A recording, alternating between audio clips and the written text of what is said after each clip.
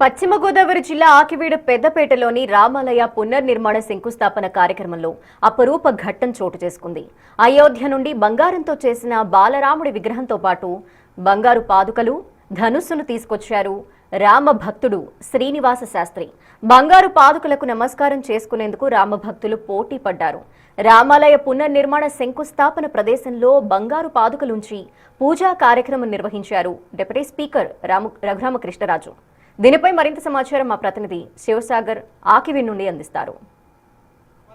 పునర్నిర్మాణానికి సంబంధించి ఆకివీడు పెదపేటలో జరుగుతున్న కార్యక్రమానికి శంకుస్థాపన కార్యక్రమానికి బంగారు పాదుకలతో వచ్చారు శ్రీనివాస శాస్త్రి గారు. ఆయనకి సంబంధించి అసలు ఈ బంగారు పాదుకలు ఏంటి అనేది ఒకసారి ఆయన మాట్లాడించే ప్రయత్నం చేద్దాం. ఎందుకంటే రామాలయ పునర్నిర్మాణం చాలా ప్రెస్టీజియస్గా తీసుకున్నారు. డిప్యూటీ స్పీకర్ కూడా ఈ బంగారు పాదుకల్ని ఆ శంకుస్థాపన జరిగే ప్రాంతంలో పెట్టారు. మొత్తం రామభక్తులందరూ కూడా దీన్ని దర్శించుకోవడం, నమస్కరించుకోవడం పుణ్యంగా భావిస్తున్నారు. ఈయన శ్రీనివాస శాస్త్రి గారు ఉన్నారు. సార్, ఏంటి బంగారు పాదుకలు, ఏంటి వీటి విశిష్టత? పాదుకలు తయారు చేయించి నేను రామేశ్వరం నుంచి అయోధ్య వరకు నడిచి వెళ్ళానండి. రాముల వారు నడిచిన దారిలో నడిచి వెళ్ళాను. 3 జతలు చేయించాను, 2 జతలు అక్కడ రామాలయంలో ఇచ్చేసాను. ఇది నేను ఇప్పుడు అక్కడ అయోధ్యలో కళ్యాణ రాముడు దేవాలయం కడుతున్నా, అందులో ప్రతిష్ఠ చేయడానికని మొత్తం అన్ని ఊరు తిప్పి పూజలు చేసి తీసుకెళ్తాను. బంగారు మొత్తం బంగారు పూత కాదు, మొత్తం బంగారం 2 కిలోలు. ఇవి చేయించి కూడా 2 సంవత్సరాలు అయింది. నేను దేశం అంతా తిరిగాను, పెద్ద పెద్ద దేవాలయాల్లో పూజలు చేశాను. 154 మంది పీఠాధిపతులు పూజలు చేశారు. కంచి, శృంగేరి, పూరి, శంకరాచార్య, ద్వారకా అన్నిట్లో పూజలు జరిగినాయి. అంటే ఏంటి సార్ ఈ పాదుకలు ఆకివీడు రామాలయ పునర్నిర్మాణానికి తీసుకురావడానికి? ఇక్కడ కట్టేది మామూలు దేవాలయం కాదండి, అంత కాంట్రవర్సీతో తయారవుతుంది. అందుకని కంపల్సరీ రావాలని ఈరోజు నేను అసలు యాక్చువల్ చెన్నైలో ఉండాలి. ఈరోజు నేను ఈ ప్రోగ్రాం గురించి ఆగిపోయి ఆయనకు ఒకసారి దర్శనం చేయించి ఆయన నెత్తి మీద శిరస్సు మీద ధరించి చేయాలని తీసుకొచ్చాను. ఇదేనా బాలరాముడు కూడా అక్కడ పెట్టాము, ఇప్పుడు తీసుకెళ్ళిపోయాను.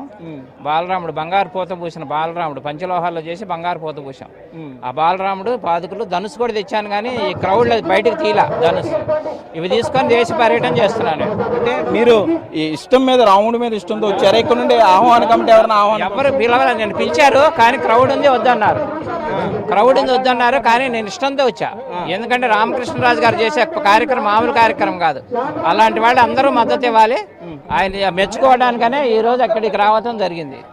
అది ఇక్కడ నుండి ఎక్కడికి తీసుకెళ్తారు సార్? ఎక్కడ పెడతారు? తమిళనాడు అంతా తిరిగి, తమిళనాడు, కర్ణాటక అన్ని తిరిగి మళ్ళీ అయోధ్యలో ప్రతిష్ఠ చేస్తాను. అది ఓకే. ఇక్కడ రామ భక్తులకు సంబంధించి ఇక్కడ కొంత పాదుకుల్ని ఏ విధంగా నమస్కారం చేసుకుంటున్నారో కూడా మీరు చూడొచ్చు. అవి అయోధ్య నుండి తీసుకొచ్చామని చెప్తున్నారు. ధనుస్సు, పాదుకులతో పాటుగా బాలరాముడి విగ్రహాన్ని కూడా తీసుకొచ్చామని చెప్తున్నారు శ్రీనివాస శాస్త్రి గారు. రాముడు ప్రయాణించినటువంటి మార్గంలో పాదయాత్ర చేసుకుంటూ తీసుకువెళ్ళని చెప్తున్నారు.